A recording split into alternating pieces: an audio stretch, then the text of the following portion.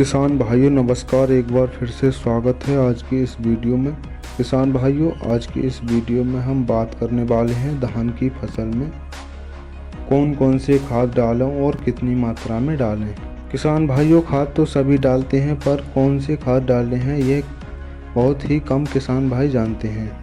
बहुत से किसान भाई फालतू के खाद डालते हैं जिनसे खर्चा बढ़ जाता है और फ़ायदा कुछ भी नहीं निकलता। इसलिए किसान भाइयों, आज मैं आपको बताने वाला हूँ धान में कौन कौन से खाद डालें और कितनी मात्रा में डालें। तो किसान भाइयों, वीडियो के एंड तक बने रहें और यदि चैनल पर नए हैं तो चैनल को सब्सक्राइब कर लें, बेल आइकन को दबा दें ताकि हमारे नए वीडियो आप तक पहुँचते रहें। किसान भाइयों, खाद के बारे में बात करते हैं। किसान भाइयों, नंबर 1 पर लेनी है हमें यूरिया की मात्रा रखनी है 40 से 45 किलोग्राम प्रति एकड़ के हिसाब से। किसान भाइयों, यूरिया की मात्रा 40 से 50 के बीच में ही रखनी है एकड़ के हिसाब से। और यदि यूरिया की मात्रा हम ज़्यादा देते हैं तो खेत में बीमारी उत्पन्न हो जाती हैं।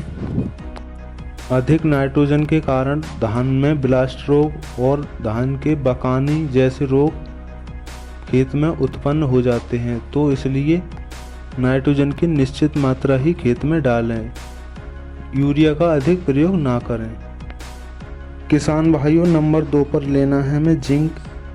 यदि आप रोपाई से पहले जिंक का प्रयोग कर चुके हैं तो इस समय पहले डोज पर आपको जिंक देने की कोई आवश्यकता नहीं है। और यदि आपने जिंक की मात्रा रोपाई के समय नहीं दी है तो जिंक अवश्य डालें पहले डोज पर, नहीं तो धान में खैरा रोग की स्थिति उत्पन्न हो जाती है। किसान भाइयों, जिंक की जो मात्रा हमें रखनी है वो रखनी है 6 से 8 किलोग्राम प्रति एकड़ के हिसाब से। किसान भाइयों, इस मात्रा को हम एक एकड़ के हिसाब से 5 से 6 किलोग्राम भी रख सकते हैं। किसान भाइयों, नंबर 3 पर है पोटास।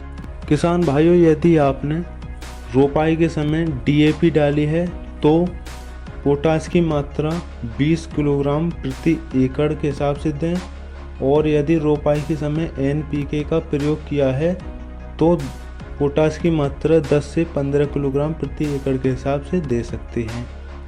किसान भाइयों, यदि आपने रोपाई के समय पोटास का प्रयोग नहीं किया है तो पहले डोज में पोटास अवश्य डालें, क्योंकि पोटास पौधों में रोगरोधी क्षमता को बढ़ाती है जिससे फसल में